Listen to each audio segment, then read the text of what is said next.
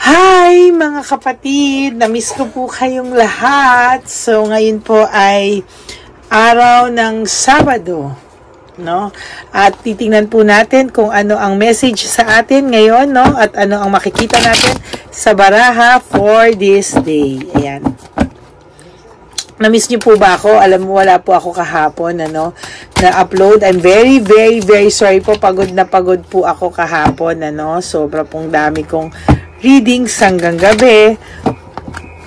Pasensya na po kayo, kasi may mga times po talaga na hindi ako kaya minsan nag-upload po ako nagvi-video na po ako in advance, para kaso kahapon po talaga wala po talaga akong na-video. Pasensya na po kayo. Sorry po mga kapatid, ngayon po tingnan po natin kung ano ang naghihintay, o ano ang wala po akong alam na topic. So ngayon po ay titingnan lang po natin kamusta na po ba ang pakiramdam ng inyong mga puso. Okay, tingnan po natin. We'll start with stress and burnout. Mga kapatid, hindi ko alam kung ikaw ang stress at burnout o siya, Stress at burnout, lack of initiative. Okay, feeling ko ikaw po. Okay. Ikaw po kapatid, for some of you na nai-stress dahil nag-iintay ng initiative, ng pagre-reach out ng person, So, nai-stress ka po kasi wala pa pong paramdam or hindi ka po pinaparamdaman ng ex mo, Or ng karelasyon mo na wala kayong contact, Buksan ko lang po itong ating kandila, insenso, at ating kandila. Buksan natin.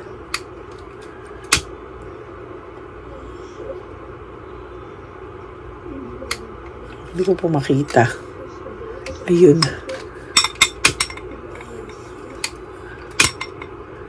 Yan.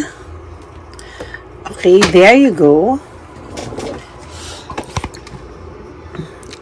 Kayo po ay naghiwalay, Pwede kayo ay naghiwalay ng landas, Kayo po ay may separation, okay? Separation or separated ngayon, So, nai-stress po kayo, Kasi hindi nyo po alam kung ano yung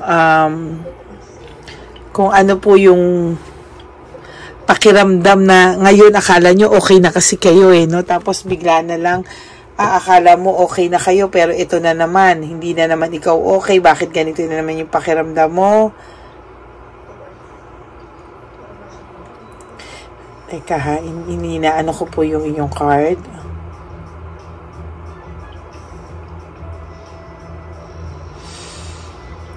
Okay, so ang naano ko dito is wala na kayo pero still hoping na this person will reach out. Umaasa ka po na magpaparamdam pa po ito sa iyo, Kung magpaparamdam pa ba siya or hindi na, ito ang ating topic for today. Magre-reach out ba siya?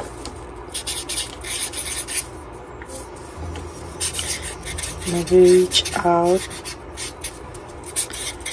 pa ba siya? Okay. Will he reach out? Okay. So, mga kapatid, tingnan natin,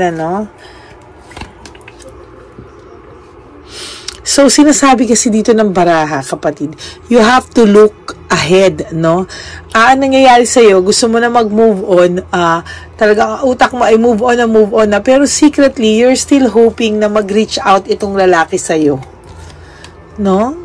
Because you still have fears, Paano kakayanin ko ba kung wala itong lalaking to? There's sadness and loneliness, For some of you, nakikita ko na magre-reach out yung iba, okay? But for most of you, wala po akong nakikita, Parang, okay, there's resentment naman sa lalaking ito. And for some of you na sinasabi ko kanina, there's desire to reconcile, Okay, maaaring itong taong to ay nagloko sa'yo, nasaktan ka, and hiniwalayan mo or naghiwalay kayo, ginosting ka or naghiwalay kayo, and you're secretly hoping na marirealize niyo yung worth nyo. Okay, marirealize niya yung worth mo. For some of you, yes, no, dun sa mga taong nanindigan, no, nanindigan na magbagong buhay, na wala ito, nanindigan para sa sarili, no, yes, no, sincere yung guy, or sincere yung isang tao na bumalik or gumawa ng way to win you back because he realized your worth nung wala ka. But for some of you or most of you, nakikita ko po na may iba. Okay? For most of you, may iba. Very few lang po sa inyo yung nakikita ko na na-realize yung worth. But for those of you na hindi nagre-reach out sa inyo, hindi pa po talaga sila magpaparamdam. May emptiness and emotional loss ka ngayon because of him leaving you behind, walking away from you, no? Maaaring yung iba sa inyo nagagalaite kasi pati yung sustento or yung mga for married couple to or yung may mga anak, no? Pati yung sustento hinayaan nilang mawala, no? Hindi na rin nagbibigay sa inyo. Nawala yung pagmamalasakit, talagang ligaw na ligaw tong taong to sa ngayon. And wala po siyang direksyon sa buhay niya ngayon, no? Wala siyang direksyon sa buhay niya ngayon. Hindi siya tumatawag sa'yo because he is avoiding the conflict na pwedeng mag-arise.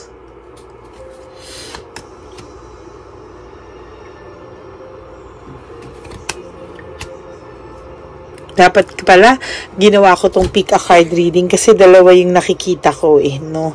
Dalawang sitwasyon, dapat pick a card reading ko to. But anyways, yung taong to kasi, parang sa kanya is you are already boring, no? Naboboard siya sa'yo, wala kayong excitement, no? So, yung iba na tiniis tong person nila at talagang nag-move on,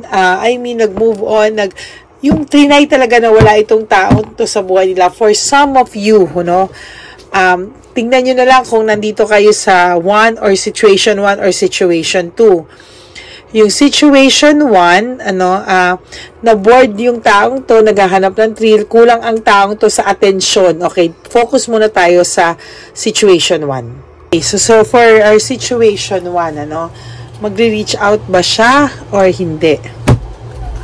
Hindi ako makatiis, mga ka-Berks. Kailangan ko ibahin, no? Kailangan ko makita yung situation 1 at situation 2 because dalawa po yung nakikita ko. Kailangan ko himayin para sa inyo. Kasi dalawang situation yung nakikita ko. Ayokong paghaluin, maguguluhan kayo.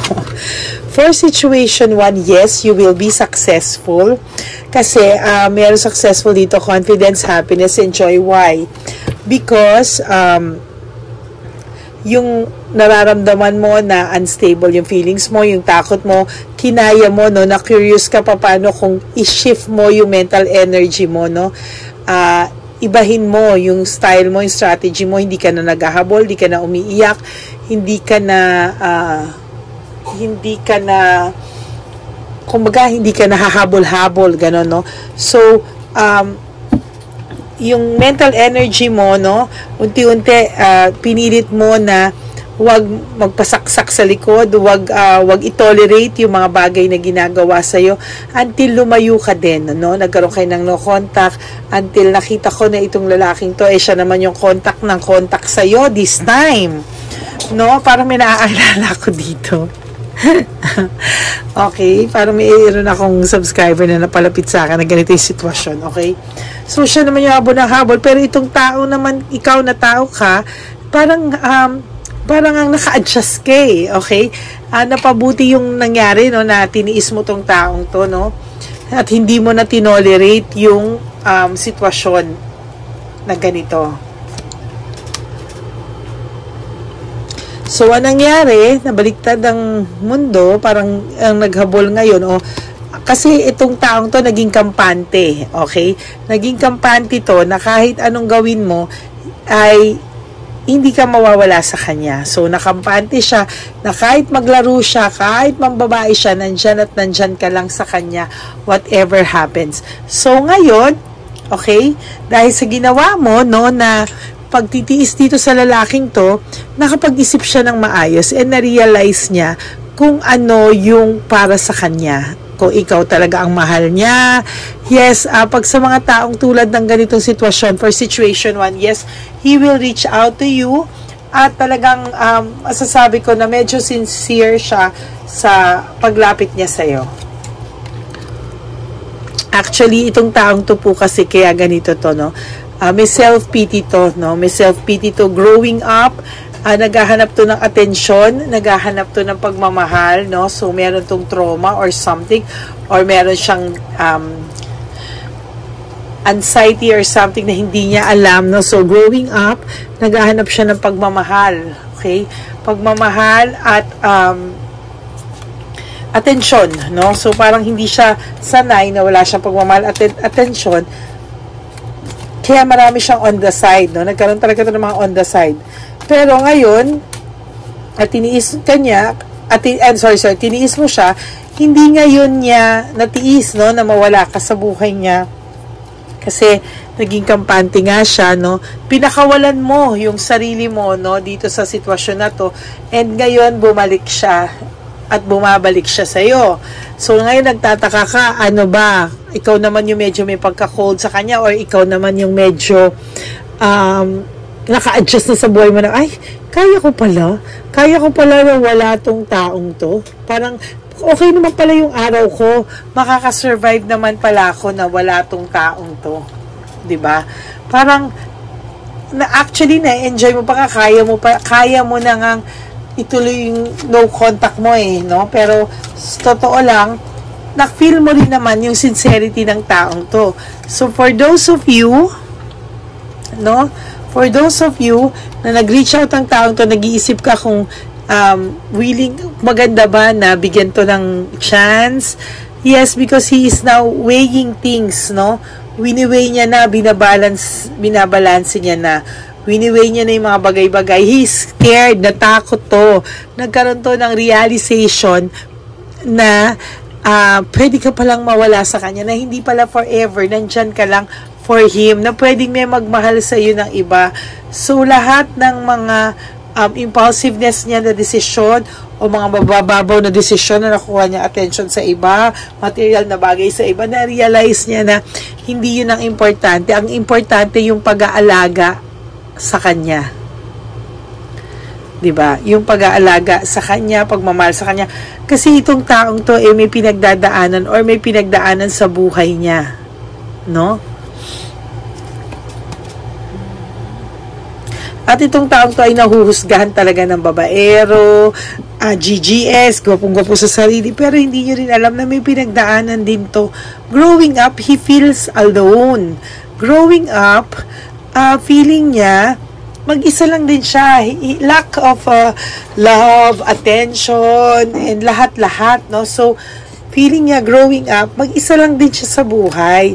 Kaya, dun yung nangyari yung kanyang pagka binibigyan siya ng attention, infatuated agad siya, feeling niya love agad yon. So ngayon na nakita niya na kaya palang mawala ka sa buhay niya at kaya mo pala na manindigan para sa sarili mo, ngayon naman ayan he has to follow his heart now.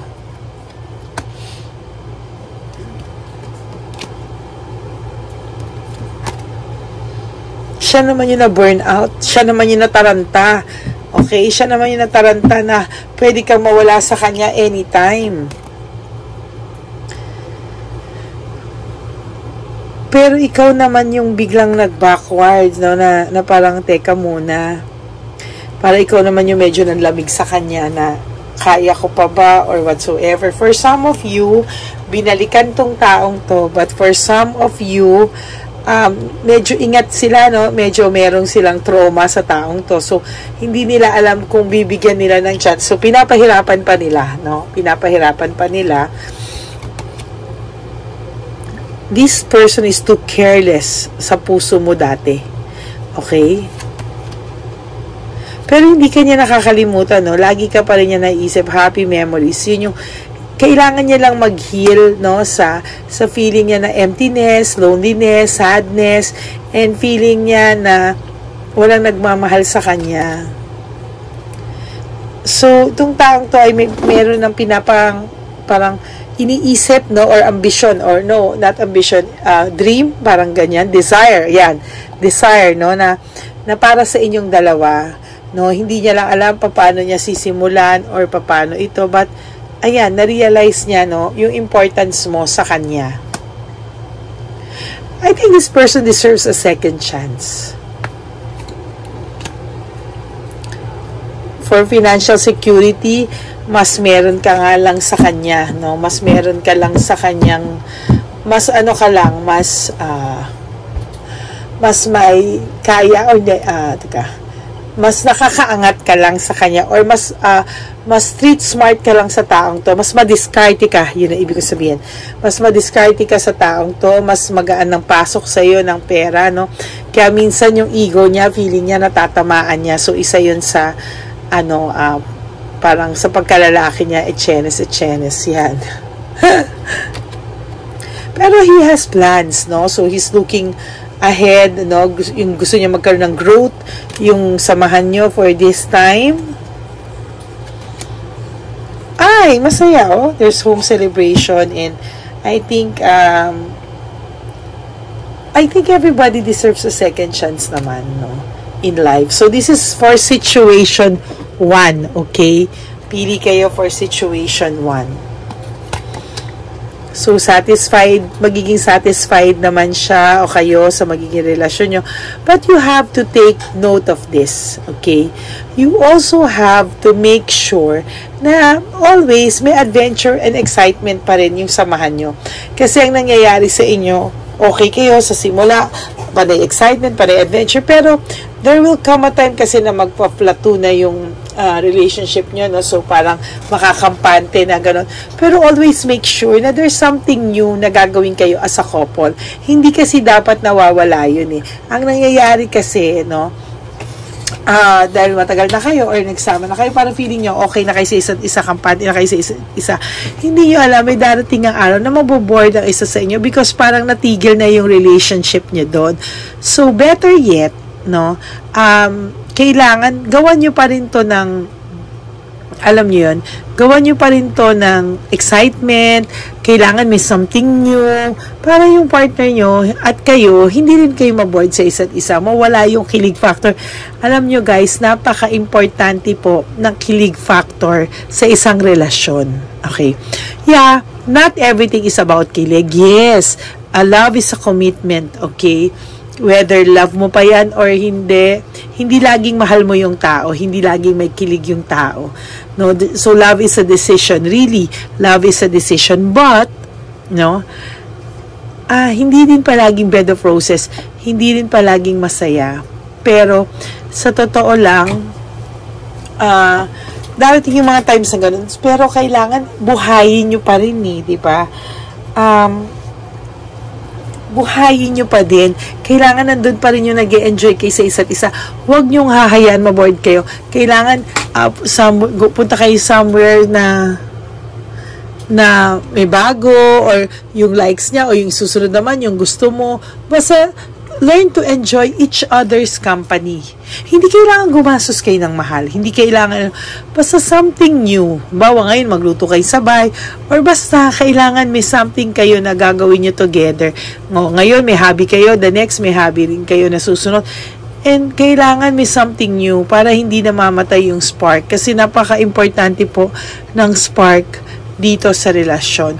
So, for situation 1, no, nakita ko po talaga na may chance of na mag-work out itong relationship nyo. And it's really up to you, no, kapatid, ikaw na nakikinig sa akin, if you will give this relationship a second chance. Or, ilalaban mo ba to? Paglalaban mo ba to? Kasi, walang perfect na relationship, okay? There's no such thing as perfect relationship. Pero hindi pwedeng pag sumuko ka na kasi yung isa, susuko ka din. No, hindi pwedeng ganon. So, kailangan labanan mo. Okay? Labanan mo to. Kasi kung hindi, pag sumuko sa suko ka, patay na. Wala nang laban, no? So, kailangan po talaga is for you to fight for your love din naman po, no? So, if magre-reach out ba siya sa'yo? Yes. Actually, nagre-reach out na siya sa'yo. It's up to you, no, to decide kung gusto mo o ayaw mo. Okay? Magre-reach out ba siya? May second chance ba?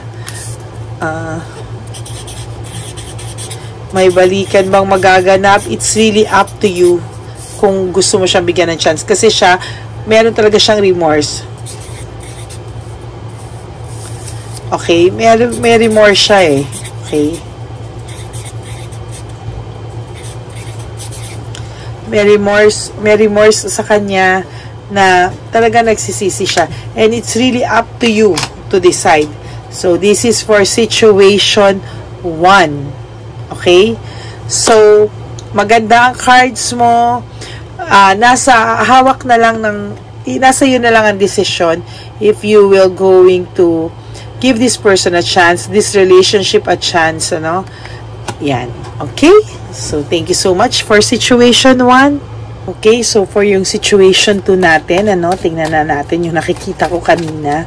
Sorry kasi pinaghiwalay ko po talaga dahil malilito po kayo, no, kung saan kayo doon. So, kung saan kayo magre-resonate doon kasi halo, no. So, ginawa ko, hiniwalay ko po talaga. For our situation 2, you know, conflict agad. So, hanggang ngayon po, hindi po siya nagko-contact sa inyo.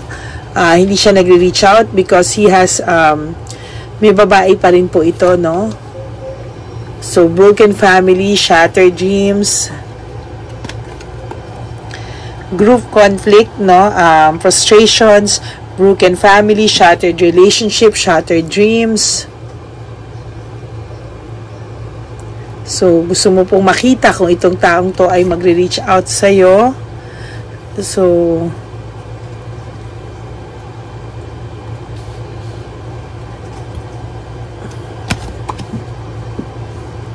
playing safe po itong taong to, no? So, marami po ito ngayon, no? I'm sorry, but hindi lang po ito isang kalaban nyo, hindi lang po isang third party dito, but he has multiple na third parties po, no? Ang dami parties talaga. So, itong lalaking po to ay immature, no? Medyo may pagkarud siya. Hindi po ito basta-basta lalapit sa'yo, no? Sandali, parang malabo yung camera natin.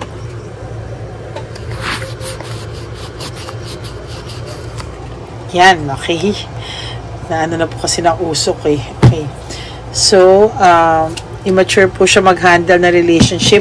Kahit po may asawa, okay? Kahit po may asawa, girlfriendin po nito, kahit ano, may asawa, wala, or ano, ayan po. Or meron po siyang karelasyon, or meron po siyang ka-fling, karelasyon na may asawa, no? So, hindi po siya nagpaparamdam sa inyo. Pero, once na magparamdam po ito, bubula-bulahin lang po kayo nito, no? Pero, hindi po ito mawawalan ng babae. So, may balikan bang magaganap? Pwede ka pong balikan ito, pwede rin pong hindi. Pero, ganun at ganun din po ang mangyayari, no? Meron pa rin po siyang iba. Hindi po siya i-stop tulad ng situation natin na titino at may iisip ka, no? Ito po kasi is lagi may home conflict, meaning po kailangan niya pong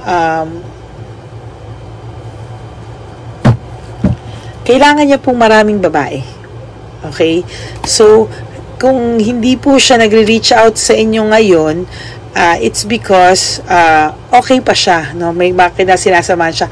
But don't you worry, there's hope, no, na magre-reach out siya sa iyo soon. Pero ang sinasabi ko, kahit mag-reach out sa ito, bubulahin ka lang po nito, no? He will never be loyal to you. He will never fix things with you. gusto lang po niya balikan ka, o there's always deception and manipulation. Mamanipulahin ka na lang po nitong taong to. Okay? Hindi niya po kayang i-give up yung ganitong klaseng buhay. No, hindi niya kayang maging loyal sa isang tao. Ito ay may trauma talaga to growing up. Ito talaga yung may trauma, no, na tipong yung ego niya and pride niya hindi pwedeng maapakan, no? So there's deception and manipulation. Palagi ka lang po lolokoy ng tao to, kahit sabihin niya po sa na mahal ka niya. May pagmamahal siya sa iyo, pero hindi enough na yon to let go of the other person or to let go of yung mga ganitong gawain niya. No? There's always deception. Kahit maging ayos kayo nito, there's always deception. Mamanipulahin ka lang nito ng mamanipulahin. Lack of purpose, wala siya talagang purpose sa bawat relasyon niya, no? Parang gusto niya ganun at ganun, Conflict, rivalry, and competition. Palagi kang magkakaroon ng kompetisyon, conflict, rivalry, laging magugulo yung buhay mo. Gusto mo ba ng ganyang klaseng buhay? Makakahanap at makakahanap ka, or darating yung para sa'yo. You don't have to, hindi mo kailangan po talagang maghanap. Kusang darating yan kung meron talagang para sa'yo. Disconnected kayo ngayon, malamang ngayon kayo ay nasa no contact stage, no, or hindi kanya kino-contact. Magre-reach out ba siya sa soon? Yes, he will still reach out, pero kalokohan lang po. And then iiwanan kanya ulit, no? Iiwanan kanya ulit, and I think may isa pang situation ako nakikita. Sobrang nyo ba ako na-miss? Parang lahat kayo gusto nyo mag-resonate sa inyo. Iba-ibang energy, no? Ibang energy yung nakikita ko. Okay, so ayan, iiwanan kanya ulit, tas babalikan ka po niya kung kailan kanya gusto. Kung kailan siya bored na sa iba, then he will go back to you, lalambingin ka, and then he will again explore, no, sa other options. So sa nakikita ko sa group number 2 or situation number 2, ang sakit nito kasi parang ginagawa ka lang po niyang reserve. Okay? As in, ginagawa ka niyang reserve, babalikan ka niya kung kailan niya gusto. Ikaw naman, asang-asa ka na baka mahal ka pa niya, baka nga ikaw mahal niya sa lahat, and nadidepress ka, no? Nadidepress ka. Gusto mo rin mag-move on, gusto mo rin tamain lahat sa sitwasyon mo, pero ang mahirap po doon kasi is pinapaasa ka niya na magbabago siya, na this time it's for good, there's change already, pero sa totoo lang po, hanggang salita lang tong taong to, no? Distracted po siya, okay? Distracted po siya sa bagay-bagay, ayan. Ayaw niya po ng responsibility, no? Mas gusto niya po yung siya yung tumatanggap ng blessings, siya yung binibigyan nyo, siya yung inaalagaan nyo, but for siya, ayaw niya ng responsibility, because for him, responsibility is burden.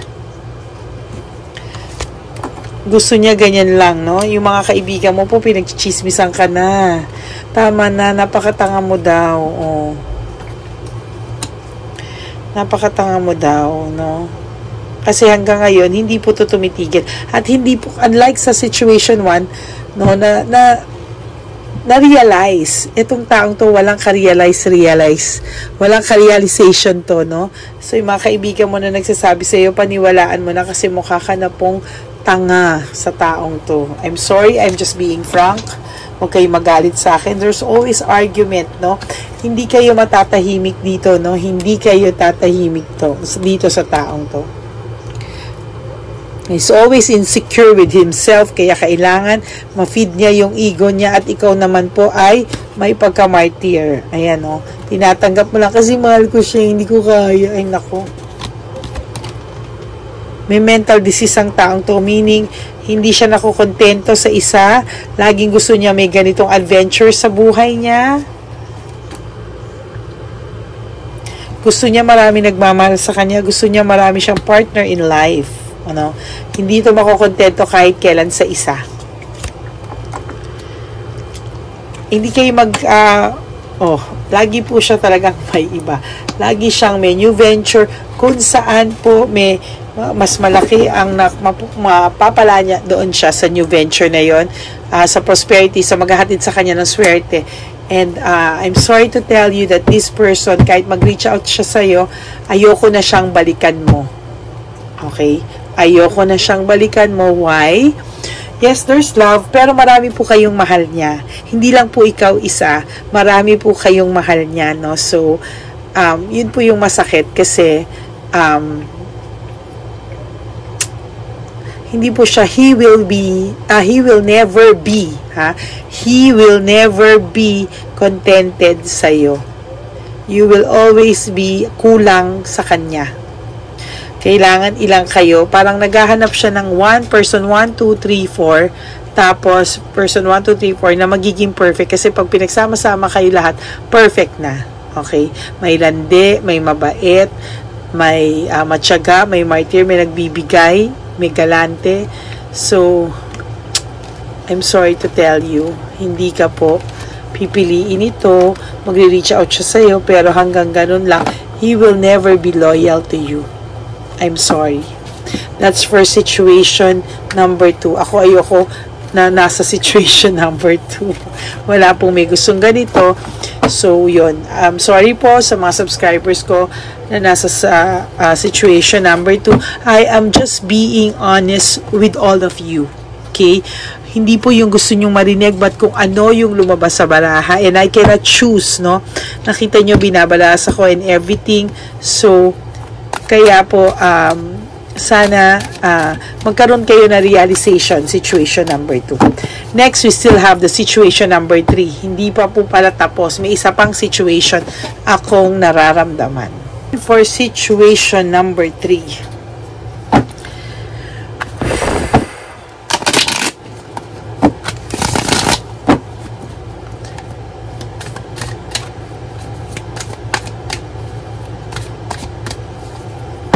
Will he reach out? May balikan pa bang magaganap? Clash of interest. Immaturity. Legal matters. Deception and manipulation. Aray, mas masakit to.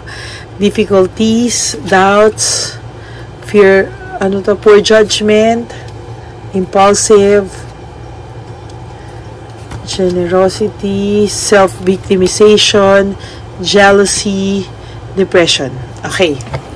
For number 3 na situation, I don't think there's balikan na mangyayari and he will not reach out. Magre-reach out man siya, pwedeng pasaglit-saglit lang, pero totally no contact to. No? Hindi siya magpaparamdam sa'yo. Why? Because he has, meron po siyang mga side, may mga babae siya ngayon and hawak nila yung, or pinagseselosan ka, okay? Pinagseselosan ka nito and sinasabi niya sa'yo na parang he will not reach out, hindi na siya magre-reach out sa'yo kasi yung babae na kasama niya ngayon is bantay sarado din. Okay? Bantay sarado siya and which nagkakos ng depression sa'yo. Okay, there's deception, there's immaturity, there's difficulties, no? And self-victimization, meaning you need to let go of this person. Kasi, kahit itong feeling mo, itong mga taong to ay, pwedeng wala kayong closure, nag-ghost ka na lang, hindi na nagparamdam, or pwedeng wala kayong break up, o yun nga, wala kayong closure, wala kayong break up, bigla na lang ganyan. So, you're asking yourself, magre-reach out pa ba siya? May balikan pa bang magaganap? No. Okay, things will never be the same again. Meron na po siyang iba. As a matter of fact, takot na takot siya dun sa babae because yung babae is bungangera. Yung babae is kalibaliktaran mo. And bantay sarado siya. Even his social media accounts, no? Yung social media accounts niya is bantay sarado. at ikaw hirap ka na, no, wait ka, talagang inaantay mo talaga if this person will reach out to you, pero sad to say, hindi po siya magre-reach out pa. Hindi pa po ako nakakakita anytime soon na magre-reach out siya, or kung mag-reach out man po siya, mahahalata mo po na sobrang cold na siya, or sobrang masabi na lang na nag-reach out siya, pero technically wala na po siya sa'yo. Sakit. Okay, yung babae na kasama niya ngayon may insecurity sa'yo, ikaw naman nag-hope ka pa na sana kahit ganito piliin ka pa din niya, ikaw pa din yung makikita niya pa rin yung worth mo, yung pinagsamahan nyo. Malamang most of you iniisip na gayuma tong taong to, bigla na lang nanlamig sa inyo, bigla na lang siyang nagbago, diba, because of this. Pero sometimes, kapatid, you really have to balance if totoo ba na nagayuma to, or nawala na lang talaga yung spark. Talagang nakakita na lang siya ng mas mahal siya, o mas gusto siya kahit bungangera, kahit na masakit na tanggapin, kahit siguro mas pangit pa sa'yo to, or mas kaya lang, you'll never know hindi natin alam kung yung nagayuma ba, kasi minsan hindi natin matanggap yung mga bagay-bagay, so hindi natin alam kung nagayuma to or may something, but you have to be realistic. Sometimes, posible talaga na napapainom to ng alam nyo na, ng kung ano-ano, but really prayers work naman pray nyo lang po, kahit sinong tao nagayuma, dasal lang po ang kailangan, okay? Hindi po ako naniniwala sa mga gagayumahin mo din. Why? Bakit? Dahil ganun ka na baka desperate na gusto mo rin gayumahin ang tao na para mahalin ka? Meron ka pong willpower, meron kang desire, may inspiration ka sa buhay mo, meron kang pupuntahan, hindi mo po kailangan magmahal ng tao na ginayuma mo lang para mahalin ka. Kung tingin mo, itong taong to ay nagayuma because bigla ka na lang ginos, bigla na lang nanlamig sa'yo, bigla na lang nawala sa'yo, go ahead.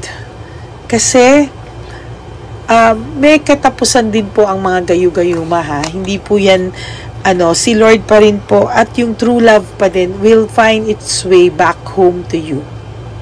If ikaw talaga yung mahal niya, don't force things, kapatid.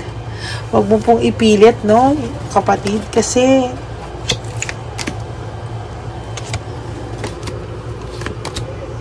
difficulty lang po lahat ang bigay nitong taong to, no? So, nagbibigay lang po siya sa'yo ng fear, ng sadness, ng loneliness. Sabi mo po sa akin, or sabi mo po sa baraha, hindi ko alam kung nakausap na kita, na private reading na kita o hindi. Basta ang sabi mo lang sa akin, ng energy mo is, takot kang mag-isa. Marami po yan. Sa lahat ng na private reading ko, maraming ganyan. Takot mag-isa. Pero hindi nyo po ba alam na mag-isa na rin kayo ngayon? And the good thing about it is, nakakagising ka sa umaga, babalik ka sa pagtulog sa gabi, buhay ka. 'Di ba? Ang maganda dito, hindi mo naman siya kasama ngayong araw na to, pero ang maganda dito is, nakasurvive ka. Hindi ka man happy, no, sa buhay mo dahil dito sa taong to na namimiss mo, hindi mo ba nare-realize na nagsusurvive ka, kapatid? Every day of your life, sabi mo sa sarili mo, natatakot ka mag-isa. I don't want to be alone for the rest of my life. But now, alone ka naman ngayon but you are okay. Hindi man okay ang puso mo, pero buhay ka. Hindi mo lang pinapapasok yung blessing sa buhay mo because you are too focused sa negative energy na binibigay sa iyo ng taong to, na nag-hope ka pa na one day maayos kayo. Well, in fact, alam mong wala na sa iyo. I'm so sorry for saying all these things kasi I want to be honest with you, and yun ang nakikita ko sa cards mo. Again, hindi ko gustong manakit ng subscribers ko. Mahal na mahal ko po kayo, alam nyo yan. But this is my cards. Ito yung sinasabi ng energy, ito yung sinasabi ng cards ko sa akin ngayon na iparating ko sa situation number 3. you really have to decide. You really have to decide. Meron akong pumasok sa isip ko ngayon na isa sa mga readings ko, you have to watch. Isa lang ang decision, o decision lang ba ang makakapagpabago sa buhay mo, something like that. You have to watch that, okay? Kasi for situation number 3, nakikita ko po talaga na ganun. Nakikita ko talaga na ito yung sinasabi sa baraha mo. Sad, sobrang sad, but it's true, no? I will do a lot of situational readings for next time, pero pagka regular day po, hindi ko talaga kakayanin. So for regular days, just regular free readings, but I promise if Saturday or Sunday, I will do like this, no? Yung readings like this na situational reading, no? Situation 1, situation 2, situation 3, tingnan mo kung saan ka dun. No, because I cannot, di ko pwedeng paghalu-haluin malilito po kayo kung nasan situation kayo doon. So better yet, panoorin yung lahat and then you decide saan ka doon, saan yung nahihila yung energy mo. Situation 1, situation 2, situation 3. But I want you to be honest, no? Gusto kong maging honest ka, saan ka talagang sitwasyon. Huwag mo ipilit na nasa situation ka knowing na alam mong nasa situation 3 ka. That's denial. Yan. So, maraming salamat po sa lahat, no, ng mga subscribers ko. I'm really sorry if hindi po ako nakapag-upload kahapon, and my last upload was yung Kamusta na Yata Siya Part 2. No, I'm sorry po, but I'll make it to the point na makapagbigay naman po talaga ako sa inyo ng kaya lang minsan po talaga sobrang dami kong ginagawa. May mga private readings. Wala na nga po akong social life. No, simula ko itong mission na to. No, wala na po yung social life ko, but I still have to have time for my family. So, kailangan ko rin po talaga na bigyan ng oras yung pamilya ko, no. For those of you who wants private reading, just message me sa Lady Lee Elena para po mabigyan kayo ng time and schedule. Yung mga ngayon po magpapaschedule, mga third week of January na po, no, sa dami po ng nagpapaschedule. So, unahan po, wag din po kayo magalit kung nanghihingi kami ng proof of payment kasi kung natatakot po kayo sa scammer, na-scam na rin po kami for how many times. At kung nagtataka po kayo dahil may mga nagsasabi na mura lang ako kumpara sa iba because some of them are asking 5,000 for 1 hour, 7,000 for 1 hour, 10,000 for 1 hour, or pinakamura nila is 2 plus 2,800 per hour. Iba-iba po kami. Huwag nyo po i-compare. Hindi po porket mura ako, scam ako. I just need to do this para sa candles, sa incenso, and for energy, and for my charity, no. But may trabaho din po ako, kaya medyo hirap din ako sa oras. And I'm doing this because I think this is my mission na pinasa ng lola ko sa akin. So, mahal na mahal ko po kayo, okay? Hindi po porket mura ako sumingil, scam ako. Hindi po ganun yun. I just want those people na maging fair, mayaman ka man, mahirap ka man, same lang po kayo ng rates. Walang mayaman, walang mahirap sa akin, same rate lang po kayo. And if you want to give donations afterwards or tip, it's up to you po. Hindi po required na gano'n. May mga nagbibigay po ng tip and thank you so much for that, nabibigay po natin sa charity. Okay? Thank you so much po, and I hope that this reading helps you today, and as you move on with your life, may mga po tayo, no, pabaon na mga guidance and payo para sa inyo.